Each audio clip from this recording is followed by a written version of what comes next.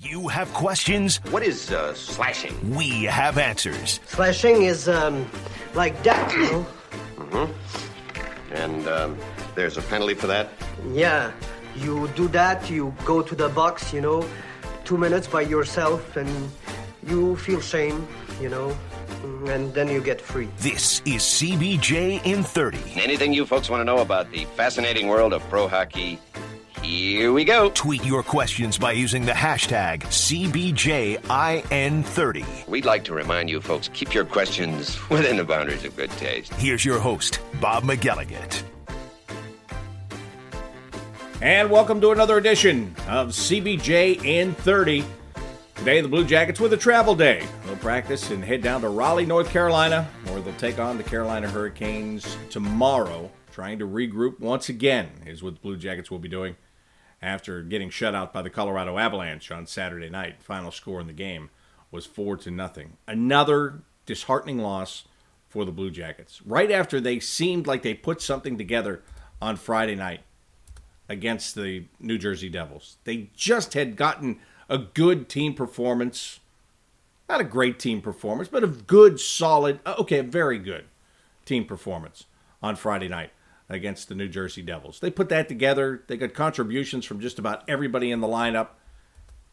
And then came Saturday. And on Saturday, it was not the same. It just didn't work out. They just didn't have what they needed. Didn't have it whatsoever. Came out, took 2 penalties, early penalties, and that translated into 2 power play goals against, which is a problem. Not just giving up the goals, but the penalty kill has struggled all of a sudden. I mean, struggled like badly struggled. Like to the point of, what's going on with this thing? Because there have been 2 games in a short period of time where an opponent has had a 5-on-3 and has scored in both ends of the 5-on-3. Disheartening, to say the least. So that's how the game started. 5-on-3 power play against 2 goals. All of a sudden, you're chasing. And we've talked for weeks about the fact that this team is not a chasing team. They're just not good at it. They're not built that way. They're built to score the first goal, dictate the pace, and then impose their will on you. Didn't work that way. They were chasing.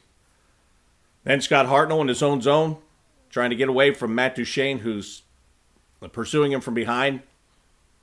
Hartnell makes a mistake, coughs up the puck. Duchene goes in, breakaway on Curtis McElhaney, and all of a sudden it's 3-0. Now you're really chasing.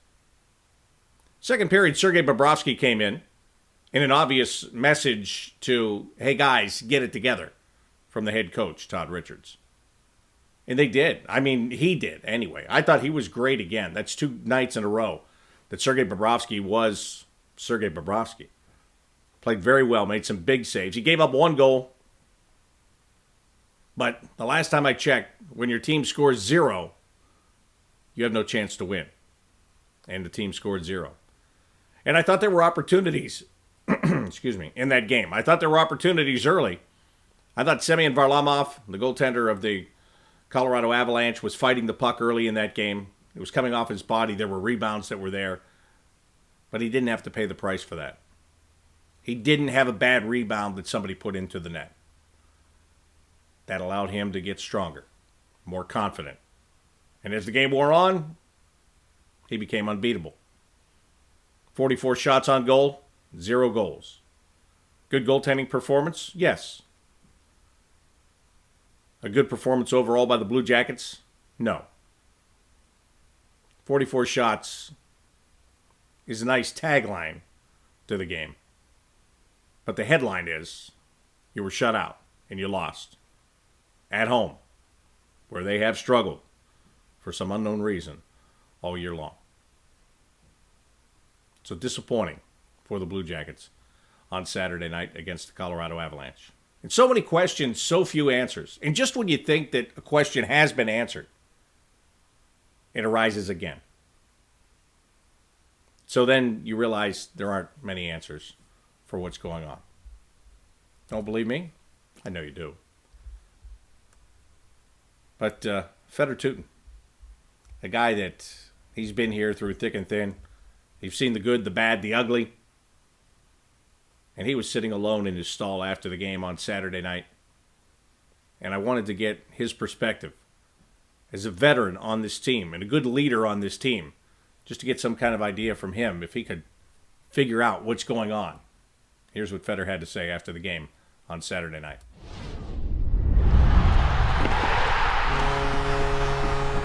He was obviously on top of his game tonight, 44 shots and no goals. How frustrating does that get when you know you're getting some good chances, but you just can't bury them?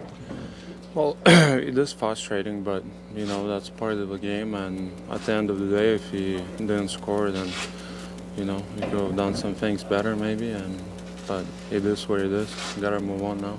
Can you figure out what's going on with this team? I mean, last night you played so well in New Jersey. I know it is a back-to-back, but I know you also had some better plans for tonight.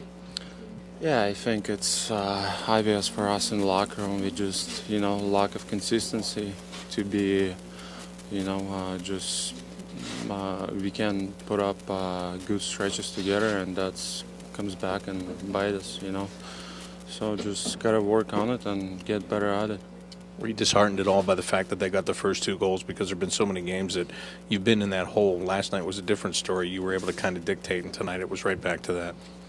Yeah, for sure. It's not the way we want to start, but that's another thing, another part where I would just say earlier, consistency. Especially at home, you can't afford to start games like that, fall behind early and chase it. So that's area we need to work on for sure. Have you been surprised by any of these things? And I know you've had a lot of injuries and different guys in and out, but really the main bulk of this group, are you surprised that you continually are having these problems here in the last month and a half? I don't know. I don't have an answer for that, We got lots of young guys, but it's not really an excuse. It's no doubt we got to be better as a team and individuals. Yeah, there's no doubt about that.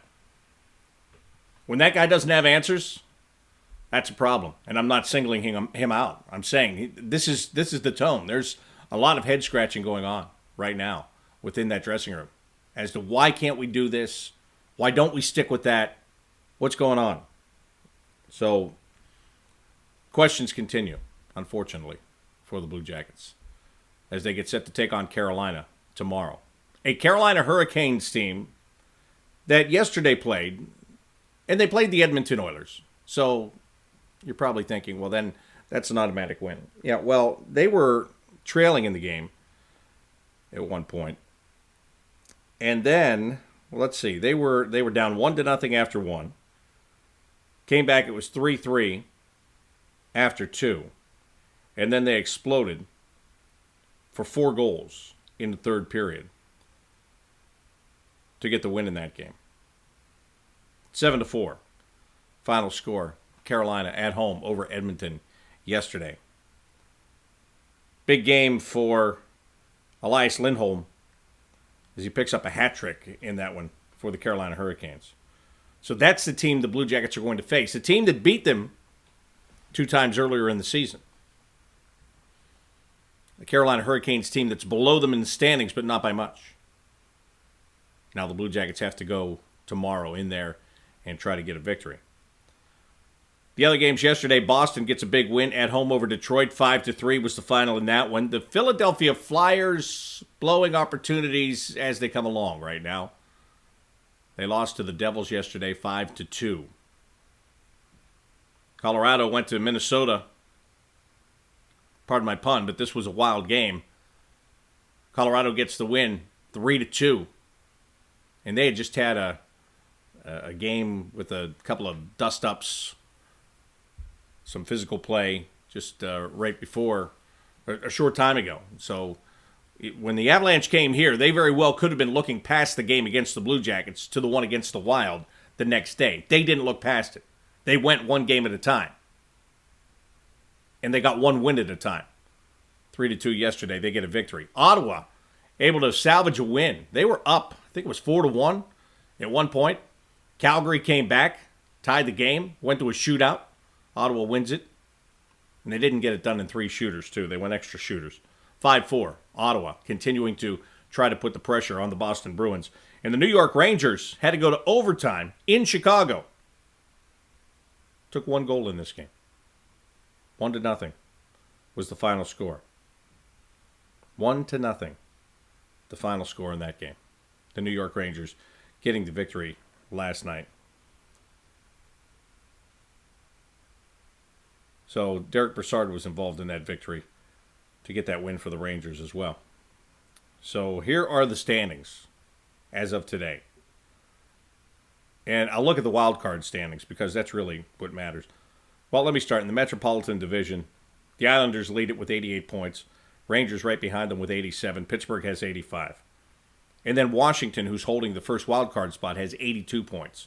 So all 4 of those teams, they're in it, and Washington's just trying to get the guaranteed berth. And then it drops off 6 points for the second wild card spot, being held by the Boston Bruins. 76 points. That's 4 better than the Florida Panthers, 5 better than the Ottawa Senators, and now 7 more than the Philadelphia Flyers. Like I said, the Flyers, well, they blew an opportunity when they played head-to-head with the Bruins the other day and lost. And they're still kind of paying the price for that one. So the Senators are right there. After making the coaching change, firing Paul McLean earlier in the year, Dave Cameron taking over that club. Craig Anderson started yesterday. And, as I said, the Calgary Flames came back in that one and, tied it.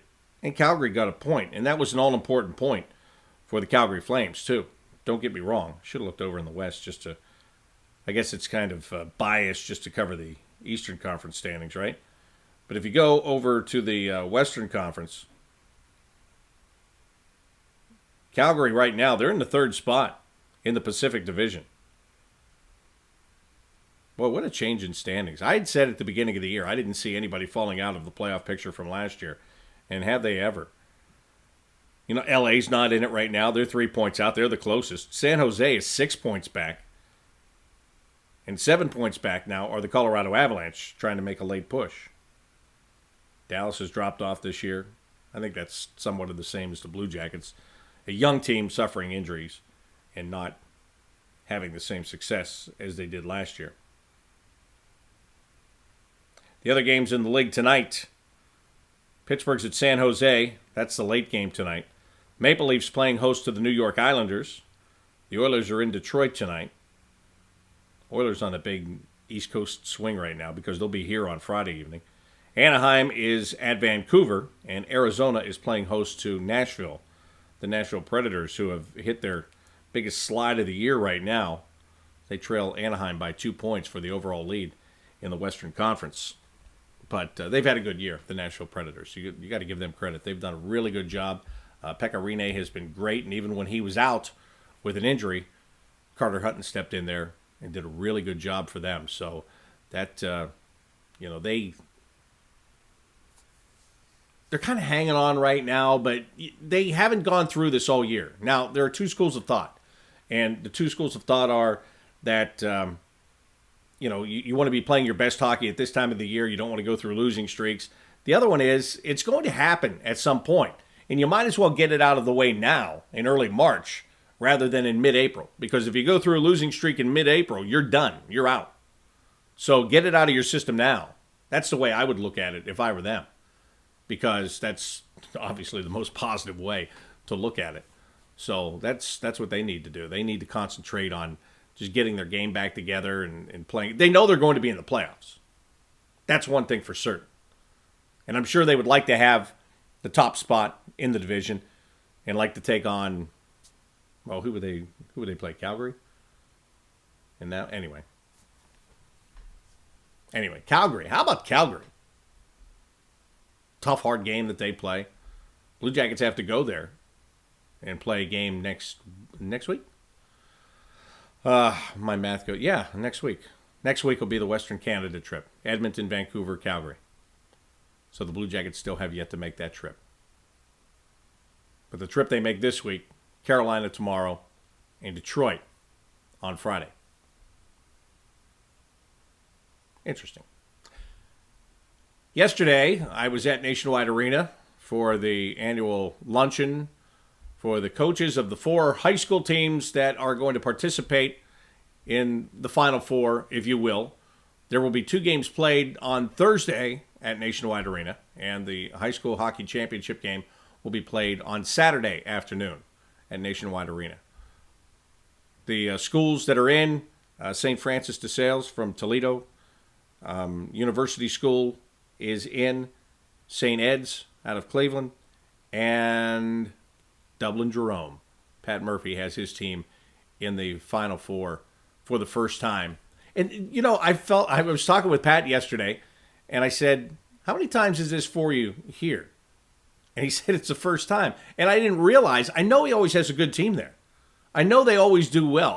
I know they always compete. But what I didn't realize is he's played in the district championship game 6 or 7 times. And he's lost it in overtime several times. But last Saturday at the Ice House, they won in overtime. They beat Upper Arlington in overtime. So Dublin Jerome is in. And they are going to be the Central Ohio representative. So they're the hometown team. Even though they're going to be visitors technically in those games that they play. They take on St. Ed's on Thursday, and then they hope to make it to Saturday. So there's going to be some great high school hockey down at Nationwide Arena. You should come check it out. It's going to be good. There's no doubt about that. And Jody Shelley and I are going to have the TV call of the championship game coming up on Saturday. So that's going to be fun. I'm looking forward to that. You know, I love doing what I do. Don't get me wrong. Sometimes when you step back and you do, like when I do high school football or college basketball, it gives you an appreciation for where you are because, number one, you remember where you came from. And then, number two, you see the passion and the desperation and how hard, it reminds you how hard these players work just to get to the level that you're lucky enough to be at each and every day and watch the kind of athletes that you're able to watch each and every day. It really gives you a good appreciation for that. So I love doing this. I did it a couple of years ago. Wasn't able to do it last year, so I'm looking forward to calling that state championship game on Saturday. So that's really going to make it a busy week, but it's going to be great. Again, Thursday there are 2 games, and they are at, I believe it's at 2 o'clock and 3:30 at Nationwide Arena. Those 2 semifinal games, and then the championship game is going to be at 2 o'clock on Saturday. So make some plans. Hey, you want to get away, you want to see some hockey and some good high school hockey. I mean, the best the state has to offer. You want to see that? Thursday, Saturday, make a note, put it in your mind. Yeah, write it down. Don't just put it in your mind. When I make a mental note, I lose it. So write it down, bring the family. I know Thursday's tough with a school day perhaps, but Saturday afternoon, you can see the 2 best teams in the state go head-to-head for state championship. So I hope you'll come out and see us for that. And then, of course, the Blue Jackets are home on Friday night against Edmonton and home on Sunday afternoon, 5 o'clock game against the Carolina Hurricanes. This kind of leads me in another direction. I came into this show today with the intention of it being 2 things. I wanted it to be a hockey show because it is. But today I also wanted to be this show. Today I wanted this show to also be a little bit about family. Just a little bit about family today because I think it's important. I know it's important. And the first thing I want to say is congratulations to the Blue Jackets 2001 Bantam minor team that plays out of Dublin, the CCYHA entry. My son is on that team. They played yesterday in Annapolis, Maryland. They played the weekend. They played their final tournament of the year in Annapolis. And they came home, as the saying goes, they came home with some hardware. They won that tournament yesterday, and 5-1 was the final score in the final game. So my son there with his trophy that he brings home, I'm so proud of him. And I never tell him, I shouldn't say I never tell him, that wouldn't be true, but I am I think I'm a hard sports parent, to be honest with you. I do. And it's because my dad was hard on me. It was never the, hey, you did really well. It was, why didn't you do that? And you should have done that. And I've apparently inherited that. Okay. But Matthew had a great season. He played on this team for the very first time. He enjoyed his teammates. It's a hard-working team. And I want to publicly thank the coaches, Scott Turner, Freddie Modine, Jay Graham. He's got a great group to work with there and learn from, and he had a great time. And those kids, again, they worked hard, they had fun, and they finished the year as winners. So congratulations to that Blue Jackets 01 Bantam minor team as they get the victory in Annapolis yesterday. So hockey season in my household is over, except for me. It's over, and it's the quick shift to baseball is where we're going. So it'll go from the freezing cold hockey rinks to the freezing cold baseball field up until middle of May, if we're lucky, middle of May. But he's ready for that shift, ready to move over, and I'm not ready. I'm going to get forced into it here in a couple of weeks. But you just embrace it. Just embrace it. And when the time comes, I'll be ready to go too. So congratulations to that team. To continue a little bit more on the family theme, on Friday when we were in New Jersey, I did the show from the arena, from the Prudential Center there. I did my interviews at the morning skate. I went back to the hotel, and I got some bad news about a guy who was very important to me in my career. Really important to me. When I went to Syracuse in 1999, I was still a young guy, a guy that had come from doing 2 years of hockey in the East Coast Hockey League in Johnstown, but had spent also 6 years working for 4 different teams doing single-A baseball in the Carolina League. And I went to Syracuse, and I got the job with the Crunch. I was making the move from the ECHL to the AHL. I was excited about that. But I also knew I had a job that would go 6 months, and I needed something else to do when those 6 months had come and gone. And there was baseball in Syracuse. It was a AAA team. And even though part of me was wondering if I had what it takes to broadcast AAA baseball, I did know I had 6 years of experience, so I might have a chance. Well, I happened to show up at just the right time because the station that carried the baseball games had 2 guys that did the games, and 1 guy had just left for another job. So there was an opening. But I had to win the approval of not only the radio station, but also the management of the baseball team to get that job. Well, let's talk about the management of the baseball team for a moment. John Simone was the general manager, and he's who I dealt with. But his father, Anthony Tex Simone, was the guy that ultimately you had to win over. Because Tex was an icon in minor league baseball. And I knew that going in. I'd heard his name before. I'd never met him, but I knew it. And I knew it was, I felt it was going to be kind of a tough sell for me. Again, a young guy, I've worked single-A baseball. In your mind, you say, well, you go single-A, double-A, triple-A, and then if you're lucky, you get to the big leagues. But I was there. I wanted to stay there all year long, so I got the opportunity to go meet the Simone family and talk to them. And, the story of Tex Simone is a great one. Back in the early 60s, Tex was the groundskeeper for the Syracuse Chiefs. And he eventually moved his way up the ladder, and he went from being the groundskeeper to being the trainer. Because back in those days, you could do that. It was carry kind of a tackle box full of tape in cough medicine. That was about the extent of being a trainer back in the early to mid-'60s in minor league baseball, right? Put a Band-Aid on it. It'll be fine, kid. So he went to be the groundskeeper and the traveling secretary, eventually moved on to be the business manager, and then by the end of the decade, he was the general manager of the team, and that's a role that he had for a long time. And he presided over a team that was affiliated with the Yankees for a long time and then moved on to the Toronto Blue Jays and was with the Blue Jays for a really long time. As a matter of fact, 9 of my 10 years there, the Blue Jays were the parent team of the Syracuse Sky Chiefs, and then finally back to Chiefs. But Tex was a great man, and even though he was no longer the everyday general manager, he was a vice president, and he was at the ballpark every day. He was always in his office, or he was always around the park, and he was always, finding little projects that needed fixed and things that were wrong and needed corrected. Well, they moved out of that ballpark in 1997, that old ballpark into a brand new one. In 1997, they moved there. City of Syracuse actually went on to name the road out in front of the stadium Tex Simone Drive. Tex was honored for all of his hard work in baseball and getting that new stadium built in Syracuse. But for me, when I was there, Tex Simone was,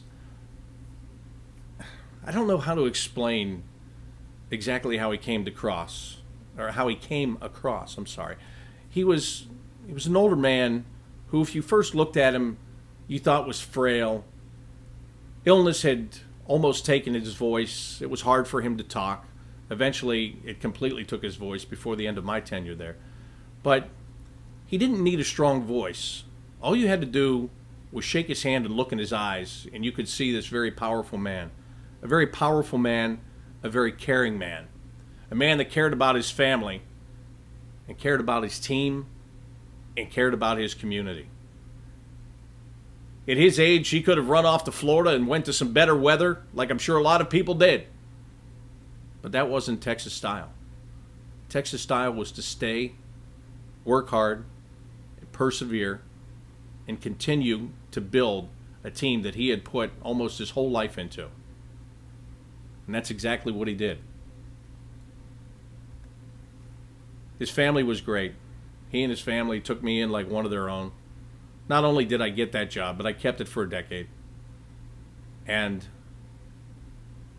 I just can't explain to you how much it meant to me that this man and his family felt that I was worthy to be the voice of their team. Syracuse's team, yes, but a team that Tex Simone worked so hard to make so good. I remember one day he was going to be he was inducted to the International League Hall of Fame. And as I said, his voice was frail. And he was worried he wasn't going to be able to recite his speech that he wanted to give on that day. So I said to him, Tex, we can record this. We can record it. We'll have it in the press box. If you can't do it, we'll play the tape and everybody will understand, but you'll still get your words out there.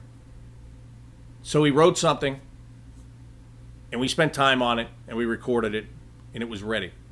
But I remember looking at him and saying, this is a complete waste of our time, when it was done. This is a complete waste of our time, Tex, because you're going to be able to go out and do this. You're going to stand there in the middle of that field, and you're going to be able to do it. But if you can't, we have this as a backup. He stood there that day, and he recited that speech. And it was a wonderful moment. And I know he appreciated the time that I gave him to make sure that there was a backup plan. But what he may not have known is how much I appreciate him giving his time to me and my family and what he meant to me. Tex Simone passed away at the age of 86 on Friday morning. He was a great man. I will miss him. Thank you, Tex, for everything. Until we meet again.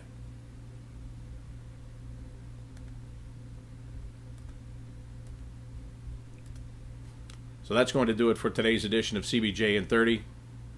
Thanks for being with me today, and thanks for indulging with me a little bit with some people that are very important to me. Tomorrow, we're in Raleigh to take on the Hurricanes. And I'll have this show for you from there. And tomorrow's game will get underway at 7 o'clock. Until then, I'm Bob McElligott. So long.